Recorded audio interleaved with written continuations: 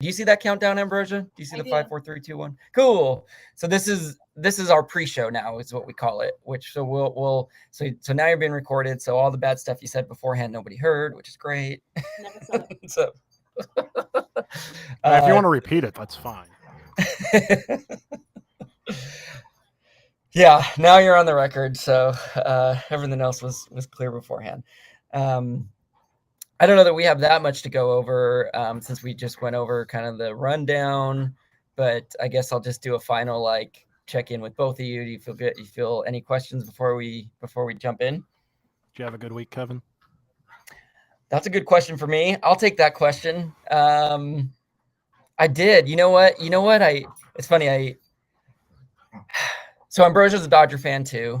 And the Dodgers didn't even lose this past week, but it was the first week of having to live a life without the Dodgers in playoff baseball, which was very unfun. Oh, darn. So, yeah. How's your family handling it? How's the Meikle family been handling it? Where it's at. It's because you're right today. Yeah. Blew it, so what's the point? You know? So, Yeah. Yeah, pretty sad. Even baseball was on today when we were at, we're just like, ugh, you know, it's hard to say. like nobody wants I know. to do anything. But then you're like, No, I know. The Astros are just killing it, right? it's so frustrating. It's so frustrating. I do think the Phillies, as of recording this, like I think they just advanced, which I'm happy about. I like the Padres, but because they beat us, I hate them. So like, Yeah, you can. so I'm glad the Phillies moved on. I know. Yeah, exactly. And it's hard to support baseball right now because So And I'm over anyways, here as a thanks. Cubs fan going, wah, wah. Yeah, you have nothing going this year. Sorry. John and I went to. But I mean, it's just you now know what it is to be a Cubs fan. Yeah, well, you know what it's more like is we know what it's like to be a Cubs fan too, but a Braves fan in the 90s. That's the comparison the Dodgers are getting. The Braves went to the playoffs like every year in the 90s and then and only won one World Series, and that's where we're at right now. So hopefully better things are on the way. I was going to say, Ambrosia, John and I went to Wrigley Field this year together, and we actually recorded an episode from the bleachers, which was very exciting and really put us on the map. I'm going to say really. Oh yeah. Yeah. And actually, Interesting enough, and I know we're starting. 1 second, because I have a client. And I just have to answer these kind of. Okay, let's make sure. I apologize. Yeah. Feel free to. No, I washed my AirPods this week, Kevin. Oh, that was your big thing for the week, huh? Yeah, and it was like a month and a half after AppleCare ended, so. Oh, so you can't get them. New ones. Yeah, it was gonna cost like $90 per headphone to fix it. No, yeah, I just put that together myself. You put them in the washer, I'm guessing? Yeah, they were in my jean pocket. I was going to say, here are the options. You either put them in the washer. And a knife. What was that, Ambrosia? The same thing. I thought was it very intentional? I thought he was doing regular maintenance on it, like with the. But that's what I thought. And then when I figured out that wasn't the case, I was like, okay, he either put it in the washer or he got in the shower with them still in his ears and then started scrubbing. I was like, oh no, my AirPods. But it sounds like it was the washer. Yep. Well, at least you got a new pair. That's always fun, getting new stuff. And it's the new generation too, so I guess I got lucky on that one. So. Are you wearing them right now? I can change the volume and everything. So. The future is now. We've made it. Noise cancellation's better. Cool. Great. Well, congratulations. You might John be in the other room crying and I can't hear him. And you would know. Yeah, that's parenting at its finest. Very good. All right. Well, I think that's a good place to hop in. Let's put those headphones to test and get the episode going. You guys ready to do it? Sounds good. Okay. All right. I'm going to hit the jingle and then we will be off. Here we go. Hopefully it'll play. There it is. John like second lives in Indiana, Kevin likes the Dodgers and talks on the radio. John plays games on Xbox and on his Nintendo, while Kevin runs around LA with his mustachio. It's the Lack of Genius podcast in your ear holes at last. They don't know they're Mars from Venus, that's why it's the Lack of Genius podcast. Hooray! John, hello, John, and hello, mystery guest, who is, I will introduce as, well, her name is Ambrosia. I think that's the simplest way to introduce her. So we'll start with that. Hello, Ambrosia, and welcome. So Ambrosia and I go way back. I don't know if we officially met in middle school, but we went to the same middle school and met probably at some point in our high school years and became very good friends in adulthood. And Ambrosia is here today representing what she does as a profession. She's actually this is a first, John. This is our first guest, I believe, that is coming to us from their office. This is like an office not in your house, right, Ambrosia? Yeah. No. Yes. Your first professional. Yeah, I was gonna say, and so we haven't even said what you're a professional of. You are a professional doula, which if you're already listening to this episode, you knew that because it probably said on the title. And we were talking before the episode started where, you put together a quiz for us on what a doula is. Mm-hmm. And the very first question, spoiler alert, is what is a doula? So we don't necessarily want to answer that entirely off the bat yet, because I want to share this story with you, Ambrosia, and get your feedback on this.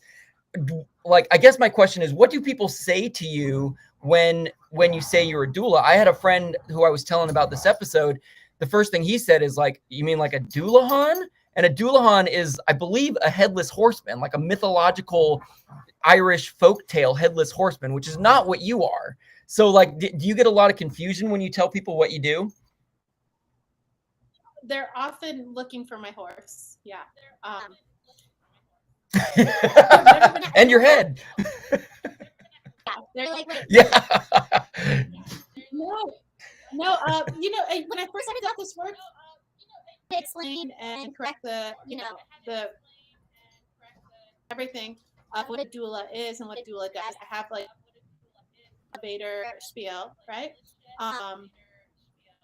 Nice. Over the years, kind of been a pickup thing, and it's nice. So someone has some kind of connection to who I am or what kind of work I do. Vaguely, sometimes I have to streamline it. For the most part, it's not as much head turning as it was. Yeah, it's something that's probably become more and more commonly known. I know the first time I heard it, that term was probably 10, 15 years ago, and I didn't know. But I was actually kind of pleased when I mentioned the word doula to this friend and they didn't know what it was, because I'm like, this is good. There's at least somebody who doesn't know, so chances are we'll be able to educate some people along the way. For sure. John, were you familiar with the doula profession? In passing, I mean, okay. With either kid, I've never dealt with a doula, so I have no experience from that standpoint. But okay, I kind of have an idea. There's more than just one kind of doula. So. Oh, well, maybe we'll learn if that is the case. I may be making this sound like it's more bizarre or off the wall of a job than it really is. I'm just trying to find ways around giving away the answer. Here's what I think we'll do, though, unless either of you had something else to add. Maybe we'll do our tidy up so that we can get through that and then get to quiz time, so that if you don't know what a doula is and you're hanging on the edge of your seat, you'll find out soon. Does that sound good to the other two people in this room? Sounds good. Sounds good. All right. Let's hit it. Tidy up before we go any further with the show. Tidy up before we go. Fix our mistakes tonight. I wanna get it right.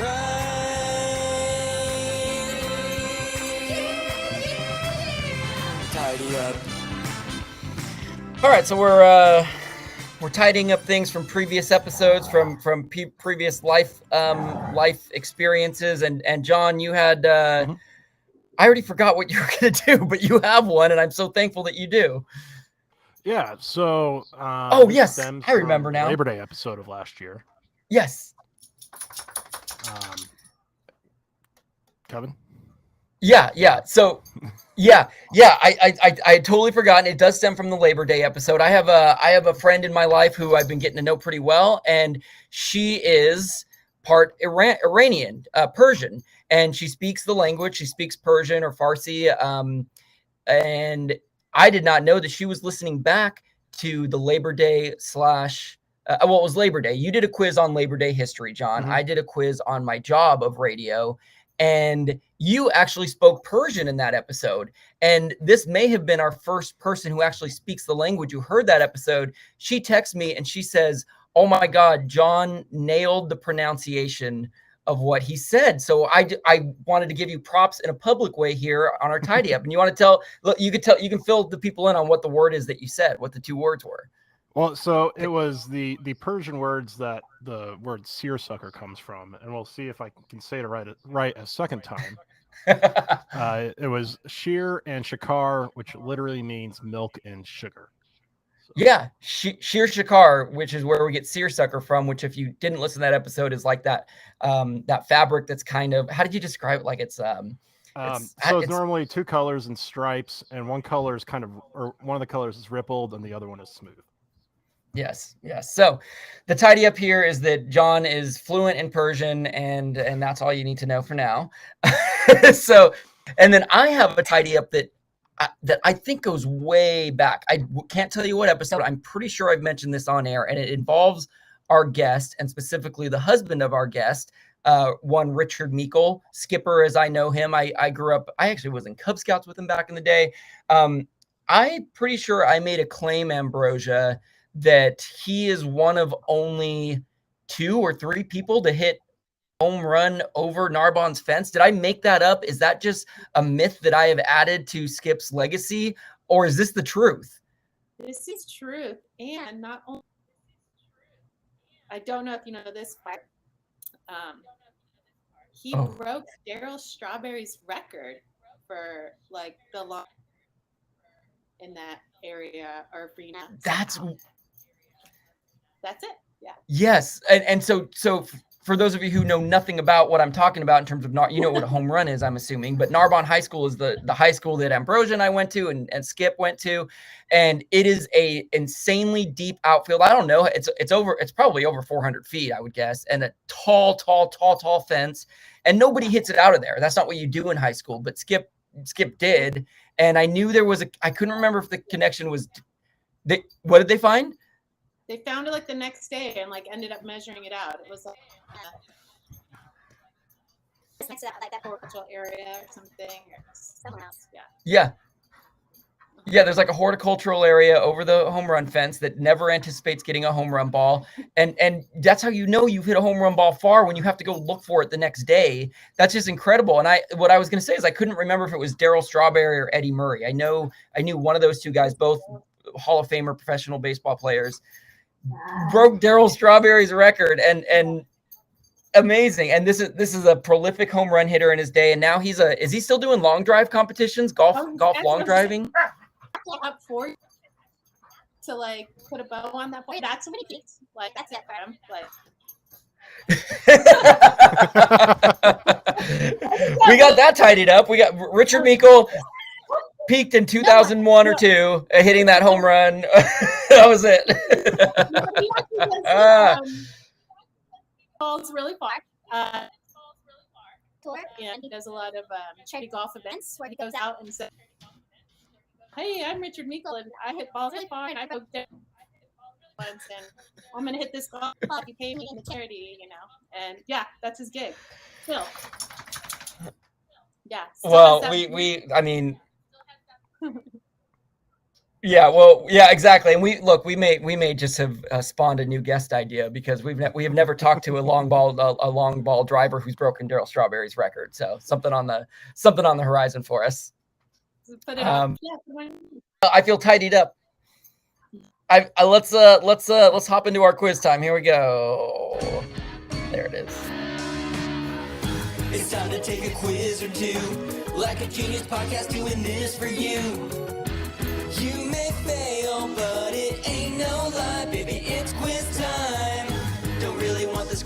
tough. I just wanna pass one cause I failed enough. It might sound crazy, but it ain't no lie, baby, it's quiz time. Ambrosia Meikle is a professional doula, which we have not officially revealed what that is. You probably already know, but if you don't, that is what quiz time is for. And unless, John, you got anything, I think I'm just going to hand over the reins to you, Ambrosia. You can hop in with number one of the quiz, and we can take it from there and learn all we can. All right. Question 1. What doula is There it is. a type of salad? B, someone who delivers to babbling brooks with baby deer in the background. C, what Canadians call pop stars. Or D, a person who provides informational and emotional support during pregnancy and labor. Oh, good. I think the first choice was breaking up on me a little bit. Can you say what the first choice was again? A is a type of salad. Oh, type of salad. Yes. Okay. I think I do have the questions here too, because I want to make sure I heard them right. It was a type of salad. What was B? B was something about a lake, right? Yeah, Babbling someone who brook. delivers babies Babbling brook. next to babbling brook. Yes. And then you have, And then C was what Canadians call pop star. and yes, and D, a person who provides physical support during pregnancy and postpartum. Yeah, well, I already know it's not the Canadian pop star one because they call those Justin Biebers, as far as I'm aware. John, do you have any thoughts on these choices or the answer? Well, I'm sure that B has happened for a doula Mm-hmm. at some point in the infinite time span of doulas. I'm guessing D. Yeah, I'm also going to guess D, that this is that a doula is, I want to get the wording right, hang on, that a doula is a person who provides physical, informational, and emotional support in, after, and during pregnancy and labor. Is that right, Ambrosia? That is correct. It is D. Good job. Go Yay. us. Yeah. So I'd love for you to elaborate more on that, but I'm also curious, is one of the probably more common misconceptions that a doula is someone who delivers babies just in general, whether there's a babbling brook or not? Yeah. Generally speaking, we get confused for midwives. And then midwives would be the who takes care of the laboring person and the newborn immediately, and does prenatal care, well women care, or well people care, well persons care in the community. So they would be the ones delivering or doula is a little medical or non-medical support person. Yeah, and I know midwives have to go through training because when Emily had Charlie, one of our nurse practitioners actually was working on becoming a midwife, and so she was there with our main doctor helping with Charlie. So Got it. Well, that brings up a good question about what training is required for being a doula. Is this more of a, I mean, is there any kind of training or certificate, or is it something that you have in you and you go and put yourself out there and do? You can absolutely go to a weekend training. You could read a book and pass the test and become certified. The certified would only be held by the person who you trained with, and it's not a national certification. Hopefully in time, the doula work will become a little bit more. There's maybe some national certification, but what comes with certification is so that kind of goes back to, well, are you good at it or not? More so on that end.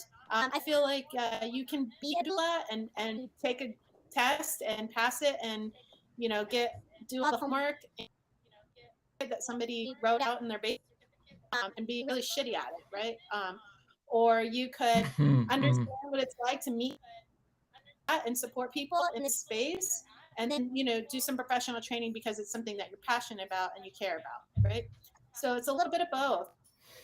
There's no national certification. There is no organization. And what that allows, though, is for people to have a support person that is once removed from their medical provider. So it would be bad on both sides. It would be good to be nationally, and then bad to be, slammed with policies and procedures, right? Totally. Yeah. Pick your poison kind of thing. There's pros and cons. Well, a lot of the word choices that you use, I can attest, really describe you, Ambrosia. You are someone who is very invested in your clients and in people in your life. I know you're a very supportive and emotional friend, supportive friend to, you're a good friend of my sisters and many of my family members. And I actually remember when my little baby nephew Calvin was born, you showed up in the morning, I believe, to get the placenta, if I'm not mistaken. And I'll always remember that. And that was very sweet. Yeah. And, if there was some kind of law that kept me from going in there because I wasn't certified, then your sister wouldn't have had access to that. So, you have to figure out. That's an example. Okay, nice. All right. Well, that seems pretty clear. That's very, very fascinating. I will go ahead. I was gonna say that it's actually able to be in that space, and so that was actually pretty close to question number 2, which I can. Oh, good transition. Let's go for it. Yeah. A true or false question. So true or false? So for your clients is the hardest part about being a doula. Being on call is the hardest part about being a doula. Is that true or is that false? I love this question, and to me, this is such a great Ambrosia question because there's a certain amount of this where this is based on your experience, which is great. I'm tempted to choose true because you're probably on the clock 24/7. And I guess, and this is again because I know you, Ambrosia, and I know how good you are at what you do and what your strengths are, that I would guess the hardest part is just having to constantly be on call. So I think I'm leaning towards true. What do you think, John? I mean, having been on call for different jobs in the past, I can say that it is aggravating when you're on call because you're not, like, you feel like you want to be able to go do something, but then you're like, well, I'm on call, so maybe I shouldn't. And so then, like, I'd be on call for a week at a time, and I wouldn't do much outside of the house. Like, I'd maybe go over to my parents or my in-laws' house, but I didn't really plan a whole lot. Just on the off chance I got a phone call, and so I'm gonna go true as well. Yeah, you got to be anchored, kind of in one general area. All right, so we're both choosing true, Ambrosia. How did we do? It's true. True. It's definitely true. Being on call is rough. Mentally taxing for sure. But gosh, being with on really intimate and difficult situations is hard too, right? Mm-hmm. I give you an example. This past week, I was at a birth, and one of my clients was a doctor.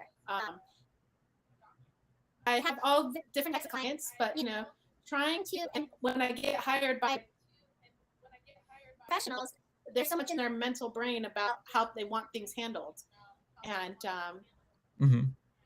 particular professional didn't handle a stressful situation really well, and I think almost thought that he might have known a little bit more about the situation than I had, and it was interesting to try to navigate that intensity when he's looking at the love of his life, his baby, all of these things going on, maybe this potential worry, a potential problem. He's peaceful in that. Sure, that can be really difficult, but I would still trying to like decide, can I go out to dinner tonight? Am I going to get, if I buy these concert tickets, will I be able to go? For sure. Being on call is rough. Yeah. And for such a specific thing, like a child being born, that's so unpredictable. And, it's funny, Ambrosia and I have been texting this week about doing this podcast. and she gave me a warning. She says, but I'm on call while we're on. There's a chance like I might not be able to show up because. And even as we were recording our pre-show, she said, "Hang on, I have to answer this." So the on callness is very. Yeah, it's always prevalent. I gave you the out at a birth, and as soon as we started, I said, "Hold on, somebody's water just broke," and is that what happened? Absolutely. Wow. I mean, I know that this is a podcast, and I can show you the text. And I'm like, "Oh, it's gonna be fine." Like, how's the other? Is there any? Do you have any contractions yet? All right, well, keep me 30 minutes. I'm doing something, and it's a hard space to. I think where you're at, but also. Mm-hmm. Well, one of the fascinating things that you're describing here is that birth, and John can attest to this. He has 2 kids, and I'm trying to gather my words, but like birthing is an intense experience that some people go through sometimes only once in life, never, twice, whatever, and emotions are high, like you described with the patient's husband, and on top of that, like somebody's water breaks. If this is a first-time mother, that's got to be terrifying. But the tone right now that you described your text was, okay, you'll be fine. Like, yeah. What a gift to be able to give that to a client in these situations. So to be able to, I guess I don't really have a question. I'm just giving you kudos. That's got to be such a tricky part of your job to navigate. Yeah, you got to know your clients, right? You got to know your audience. Totally. We're still figuring that out. Your audience, yeah. Oh, that's you. Yeah. We'll get there. Yeah. Episodes are you in now? And it's only 60. 60? Yeah.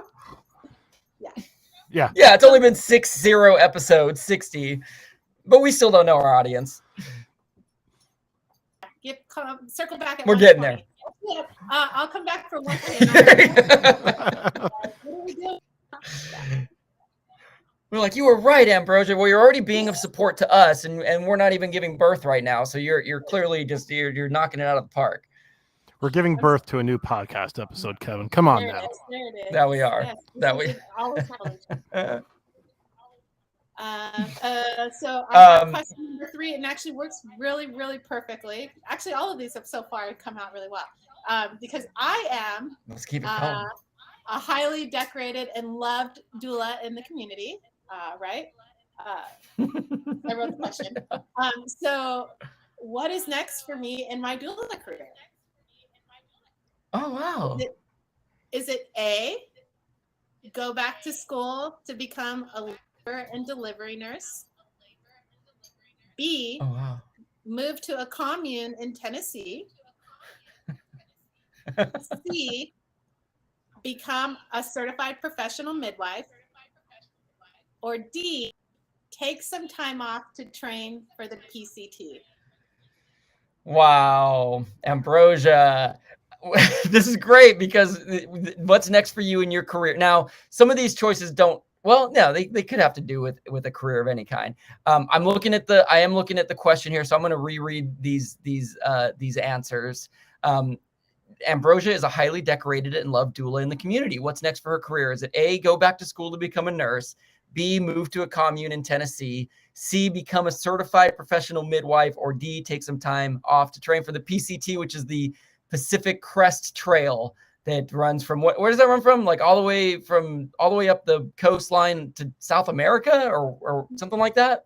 Did I make that up? From Mexico to Canada. You made that up, yeah. Mexico to Canada. Oh, wow. And look how quickly she knew that. So maybe she is training. What do you think, John? Too. Yeah, okay, fine. Well, and you're training too. We know that. Yeah, I mean, there's the Continental Divide Trail and the Appalachian Trail as well. Very nice, John. Wow. So what are your thoughts, John? I'm kind of leaning towards C, but at the same time, I could see her wanting to take the time off, so she is always on call. Yeah, very true. At the same time, that's not exactly a career move per se. Yeah.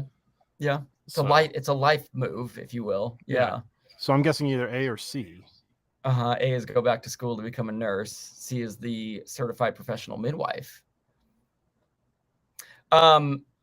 Okay, those are the two that I'm between as well. But here's what's interesting is Ambrosia and Skip, her husband Richard, who I've mentioned, live such a. I just love looking at your life from afar at times. Like you guys went on the road and lived in a van for a little bit. Not lived in a van, but you have a nice little van that you can go out and take trips in. So like the commune in Tennessee would not surprise me one bit. And you're a very healthy, physically motivated person. So I could see you actually training for the PCT, but I think because I'm looking at career that I'm going to choose the C1, which is become a certified professional midwife, because that just seems like a logical transition. But I mean this with, go ahead, Ambrosia. Things, right? It was on all of the above. Yes. Yeah. But, and what I was going to say is, it is C. We'll give that to both of us, John. Yay. Yeah. Okay. Tell us more. Professional midwife. Yeah, I'm in school to become a professional midwife. That's amazing. I think access to the midwifery model is just a little bit. It's different because it's obstetrics. Nowadays, people just go, especially anyway, you go to the doctor because that's your insurance. Then your doctor tells you you have to deliver in a certain hospital because that's what your insurance covers, and you don't really have a lot of options. And model of care really allows for it to be patient-centered or human-centered, right? It is the idea that we're caring for a human, not just room 7. Allow this person to do something that they're physically designed to do, and birth being a process that generally doesn't require much intervention. We allow it to evolve. It's like removing the fear, intimacy back into. And there are not a lot of options for that in our community, so it's super important. As there are, we'll have options for that. Oh, it's amazing. I'm so proud of you, Ambrosia. I'm happy for you. That's great. I mean, this seems like such a perfect step for you, and you seem like the perfect person for it, and what you know and what you've accomplished so far in your career. So I kind of have two questions coming to mind. One is, and I'm sorry if you said this, how long does this take to get the certification? And then also just kind of backtracking, like what brought you into being a doula in the first place? What first got you into that? That's good. Both good questions. Well, to become a midwife, a certified professional midwife, you get a bachelor's in science and midwifery. So it's for very specific. So the classes I'm taking now, it's not like when we went to college first go around and we took like math and science and English, all of the was and writing papers, on policies and practice, and creating my own practice guidelines and creating my own space. So by the time I finished the bachelor in midwifery, right, then I will have all the tools involved to become and manage an active practice. So it's kind of like, and because I've had this doula career, it kind of just will fall in that space. That's cool. And one of the reasons why perfect doula. Like John, I did not have a doula. I knew that I wanted, so I used the Google and I found a birth center by our home, and I gave them, and they were wonderful except for experience, and they're no refund, and just sorry about that. And it was their pregnancy, rainbow baby, my baby Bruce. Our baby Bruce is just fun. And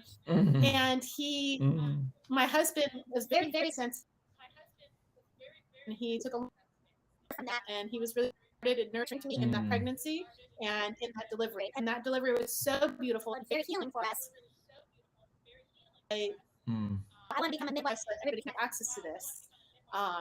Again, I had there was not much. I had to travel up to like Topanga to go get, which is far, now Yeah. I get to, I had to find these people, and now it's like, well, I'm going to become this person so that everybody has more access to this. And then Googling how to become a midwife, and I saw like you could take a weekend training to become a doula. I'm like, what's a doula? And then I was like, listen, I could be a doula. You just take this like weekend course for like $300, and like I can support people in labor. And he was like mind blown. He was like, what? You know how hard I had to work? Like we could have had someone strain off of me. He was really like, he just was like,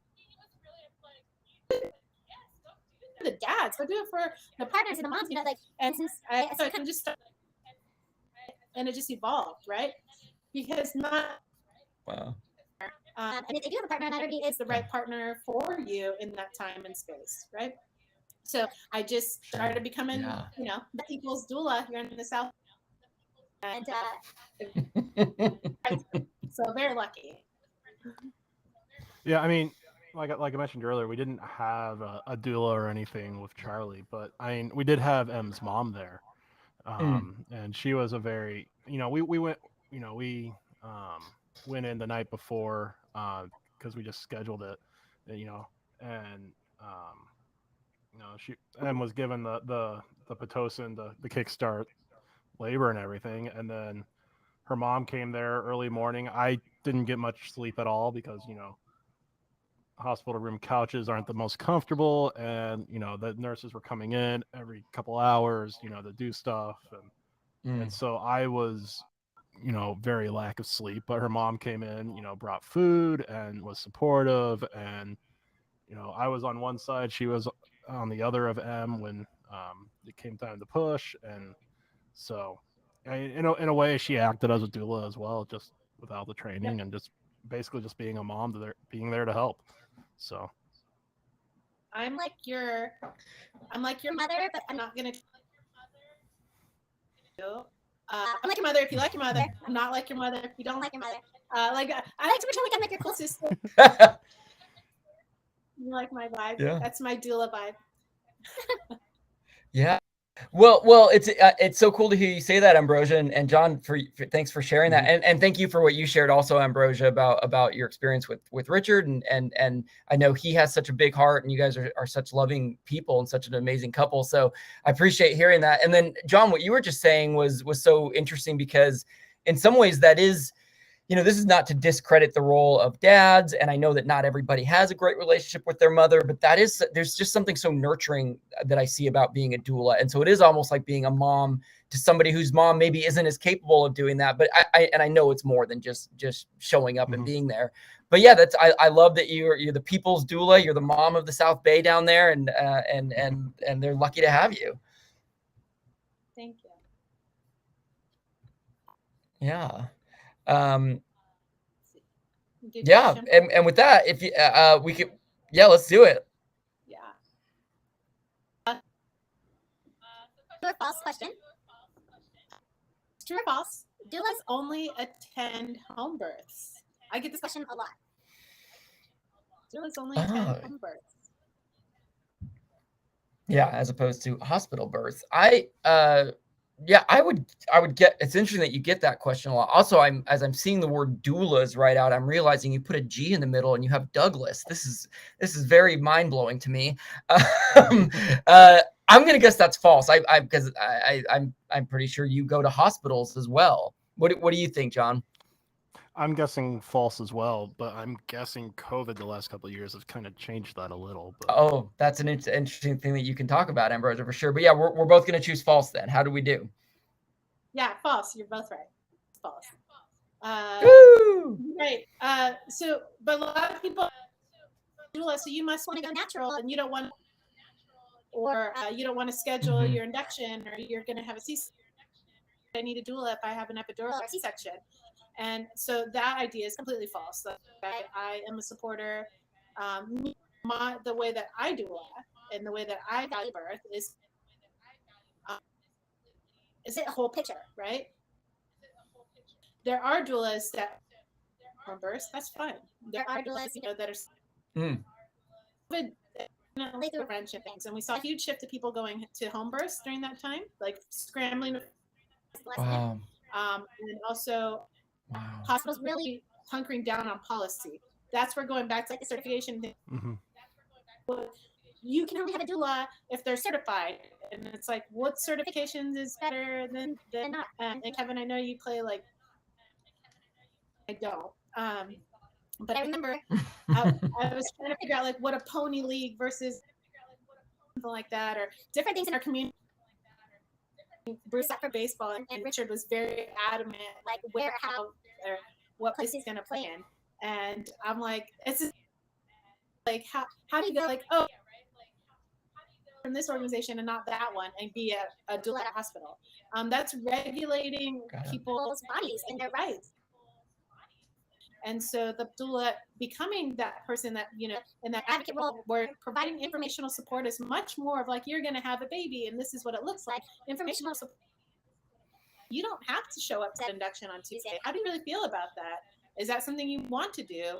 Or routinely they're hanging this bag of Pitocin, you know, after birth, but you haven't had an altered birth. Do you still want, you know, optional bag of hormones flowing through your body? It gives people that idea. Wow. Yeah, want to decline, you know, and not feel bamboozled in this whole experience.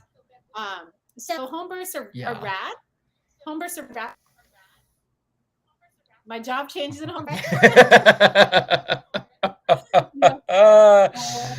When someone's pushing and they are pushing in labor, hospital, you get a nurse with some gloves to back that up. Someone home, like, it's me.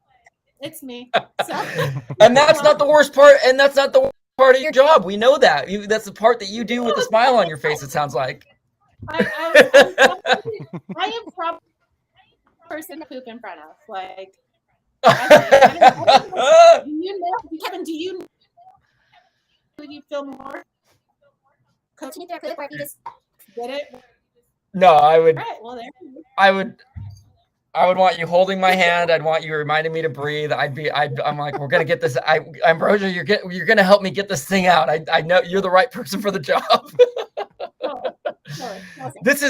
We have not had that experience, Ambrosia, but it is funny. This is such a random memory, but I remember many years ago, I think it was a Cinco de Mayo party. I think it was at Richard's dad's house. All I know, it was Mexican themed, and there's a picture of all of us inside of a bathroom, like posed together. And the reason that it's coming to mind, this may be TMI, but I remember pooping in that bathroom at some point during that night. So it all comes full circle.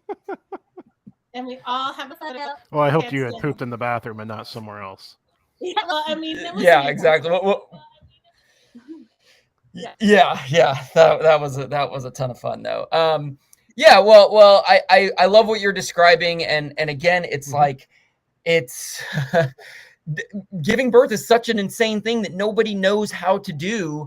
And to have somebody, I was going to make a joke like, God, I wish there was someone to call to help me know what to do with my retirement, but there is someone to do that. I just wish there was someone that had as much heart as like a doula to help me through that process. I love that everything you're describing is the long story short. Yeah, it's pretty rad. Yeah. Well, we're approaching our last question here, number 5, and John, we're both 4 for 4, I believe. So we may have our first perfect score. Oh, good. Yeah, we haven't had that yet, have we? It's easy.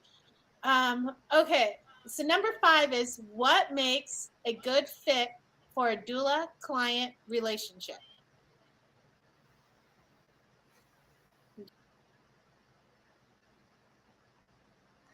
I think we lost her. Did we? Oh shoot.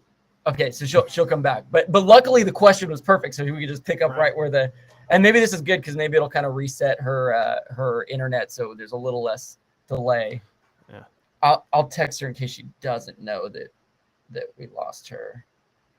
I'm guessing she does, because it might have just froze on her for all I know. Oh yeah, okay, she figured it out. I don't know what happened, but she said, let me try my phone. So maybe her computer died.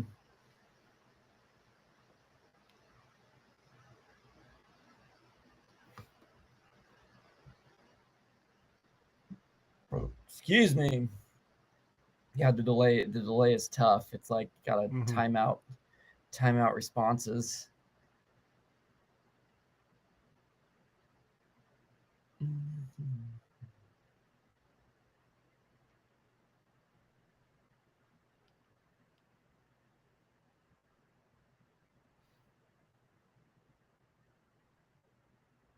Man, I almost had a chance, John, to plug our. Oh, I'll tell you later.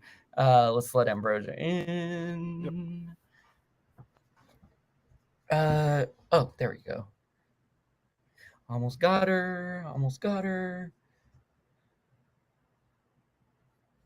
Oh.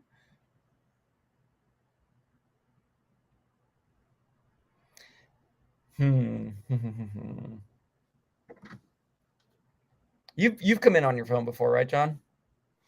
Yeah, I'm wondering if she just connected her computer to the phone. Connected her computer to the phone? Yeah, like using her phone as a hotspot. Oh, got it. Maybe that's what she meant. I'm just in case she can see us. I'm gonna let her know we can't see you right now, Ambrosia. But I don't think she's in. I don't think she can see us. Yeah, I don't think. Poor internet affecting the flow, enabling low data.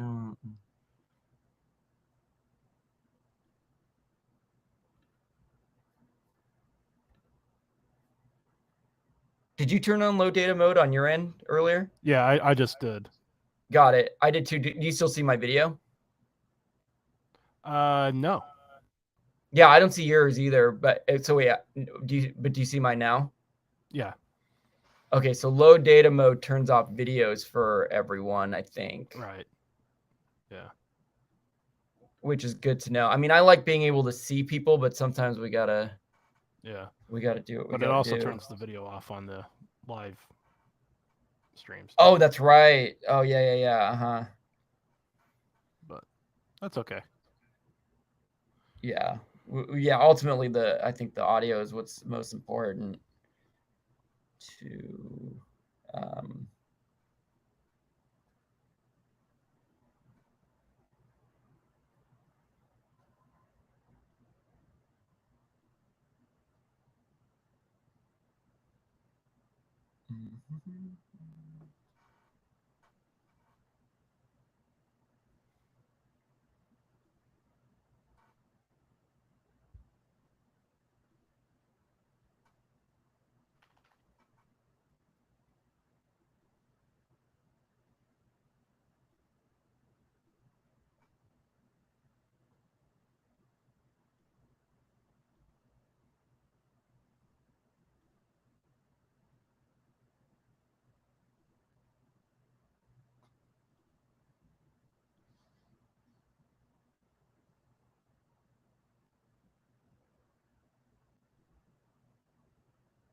Is she getting it figured out? I don't know. I haven't heard from her. I have a feeling she's probably trying to restart something. Okay. So let's give her a minute here.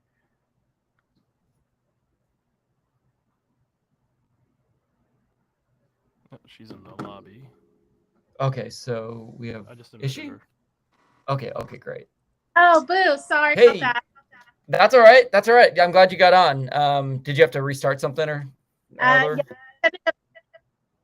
The whole laptop and go to my phone, and then it was like, you have to download an app now, and I was like, oh my goodness. What happened? What's hilarious is you disappeared right after you asked the question, which is pretty perfect because now we can just pick up from hearing what the choices are. So it's going to be a really seamless, easy edit, which is awesome. Good. Yeah, you guys were free. Like me, and I think it was just my computer in this building. But okay. So do I end or start with A today? Yeah. Okay. So then. Is it A, the ability to pay my rate, B, where they're planning on, C, or D, if Okay, so again, the question is, what makes a good fit for a doula-client relationship? And I'll just read the choices one more time. A, their ability to pay Ambrosia's rate. B, where they are planning on giving birth. C, safety. Or D, if they are getting an epidural. All right, I think I know what I'm choosing. What are you thinking, John? I mean, from a capitalistic society standpoint, I would say A, but I'm Yeah. guessing it's not A. What was C again? C is safety. The word safety. I'm guessing C. Yeah, I'm gonna choose that too. And it's interesting because Ambrosia, I know you, and you are not the kind of person that would be like, you can't pay my rate, well, you're out of here. I know you're also not working for free though, but yeah, I'm gonna choose C, safety, and we'll hear a little bit more about this. How do we do?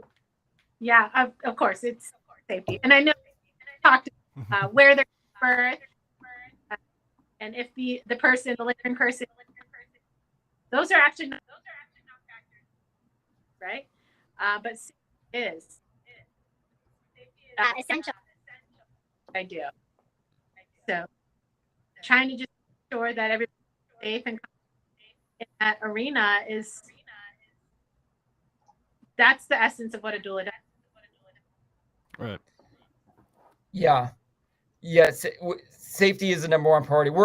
You're cutting out a little bit, Ambrosia. So if it looks like we're not responding as normally as possible, that's why. Are you hearing her okay, John? Or yes and no. okay, all right. But I mean, I guess one question I have for you, Ambrosia, is what's the furthest you've traveled to be a doula for someone? That's a good question. Can you guys hear me okay? Yeah. We can hear you pretty good. Okay, cool. That's a question. When I first started work, I would go all over to, be the doula, to, be there to support for any support. And as I realized, like, leaving it up, trying to be everywhere. Our doulas and other communities, the network, find people that I can refer to that are outside my service.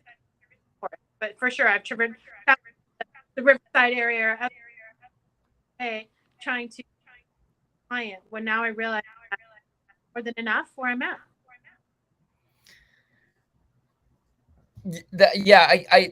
Sorry, I heard most of that, but not 100% all of it. But the gist appears to be that what it seems to me is that you as a doula are going to sort of base everything off of what level of care and safety you can provide, and that there aren't necessarily hard lines about what you'll say no to. I don't want to put words in your mouth, but that's the sense that I'm getting. Let me see if going outside. I don't know why this last minute was so hard. I'm so sorry. Let me try going outside. No, it's okay. It happens. Oh yeah, it does sound way better already. Yeah, that was the clearest we've heard you. Yeah. I'm on a street corner, but it's all right. Yeah. Oh, there you guys. Yeah, you guys. First you went away, and then you said, "I'll try to get away from the corner here." But I guess the question John asked was like, how far would I travel? Well, safety isn't so much like, do I feel safe traveling outside of my neighborhood? Because I live in LA, Mm-hmm. Yeah. Not even my neighborhood is ideal, right? But safety really means, like, do I feel comfortable supporting these people? Can I meet them where they're at? And, can I do the job that they're asking of me? Yeah. And it's funny because so much of what you're saying is just sort of about how to be a healthy and safe, how to respect your safety for yourself as an individual, how all of us really need to understand what our boundaries are, what we're willing to do, what we're not willing to do. And it's a big part of it is that's what you're describing. And so that's great that you know what you're willing to do and where you're willing to go, et cetera, I think, when I first started this work a little bit, it's like, yeah, I want to do it. Pick me the doula. I'll come drive an hour and a half. And then then realizing that a huge part of my job is actually interviewing my clients when they're interviewing me. And I think we've all made a huge shift, even after COVID, like us going like, whoa, hold on, I want to leave my house for this. Like, is this important? Like, what's my rate and what's my time worth? And so the doula, like you said, like, would I do it for free? All day long. I volunteer. I take pro bono births, and I use sliding scale options. I spend time regularly attending a school in Watts, and I teach childbirth education there to teen moms, and I volunteer to be their doulas all the time. And that's important to me. That's soul work, right? But my bread and butter, of course, I have to find out there too. And so where's the balance? Wow. That's super inspiring, Ambrosia. Like it's so you are the definition of service to the community and to the specific cause that you have the skill to represent and the heart to represent. And it's really inspiring to hear that you're doing it. Well, thank you. Yeah. It's the best. Yeah. I got lucky. Yeah. Found something that works for me. Well, it's funny because when you were telling the story about how you were telling your husband, Richard, about oh, there's this thing called a doula and I can be it. And he was like, what? There's someone that I didn't. The other thing that I envisioned him thinking or saying was like, this job that is perfect for you exists. Like, yes, go do it. Like it just seems like so perfect for who you are and how I know you, Yeah, I was actually a stay-at-home mom before this work. And, I wasn't terrible at it. And I still coach new moms, right? I do birth and postpartum work.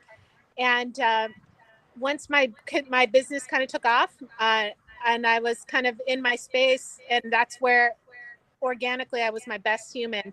And I remember him saying that to me. He's like, I'm so sorry I left home that long. Oh, and wow. I'll never forget that, and he's really been really supportive of my work. But my work, just like being on call and everything, it takes a lot for my family as well, right? Like I've missed Christmas. I've missed birthday dinners. I've missed a lot of things, because I'm at a birth. Wow. Sacrifice, but to do something that you love and to be of service to others, which is really beautiful. Well, we really appreciate the time that you've taken and coming on and teaching us and teaching our audience that we're still trying to discover who they are, but we're teaching them about what a doula is and what you do. We'd love for you to have this, the floor for self-promotion. If you want, how can people find you if they're looking for your services? Let the people know. Happy to support people no matter where they're at, right? Maybe I know somebody, maybe I have a friend, but I am a birth and postpartum doula, childbirth educator, lactation educator, basically all things baby birth and supporting people. I live in the South Bay and I work in the South Bay, as we discovered, but I have a great network of people that I know and love and mentor all over. Great. Well, if we ever need your help, Ambrosia, I'll text Kevin. Yeah. I mean, and the cool thing about being Ambrosia, right? Because that's my name, is that I just modeled my business after me as an extension of myself. So my business name is not really that savvy, but it's Ambrosia Birth Services. So I'm pretty easy to find. Very, very easy to find, Ambrosia Birth Services. And I've been speaking highly of you all episode and I mean it, but I couldn't recommend someone enough. If this is something that you're looking for support on and you are in the area or are interested in any of the services that Ambrosia described, I couldn't recommend someone more. So go get you an Ambrosia in your life is what I'm saying. Now the real question, Kevin. If you ever settle down and you're going to have a kid, are you going to use Ambrosia? Oh yeah. Well, 10,000%. I wouldn't even have to think about it. I'd be like, oh, I already got the person lined up. He probably didn't ask me. I would just show up. I'd be like, hey. Yeah. Even if I didn't ask, she would show up with donuts on the day of the birth, just because that's what I know that she does. So, all right, Ambrosia. Well, thank you so much again, and so excited to share this with people. So thanks for taking the time. Awesome. Thank you. You guys have a great afternoon. All right, you too. Bye, Ambrosia. Bye.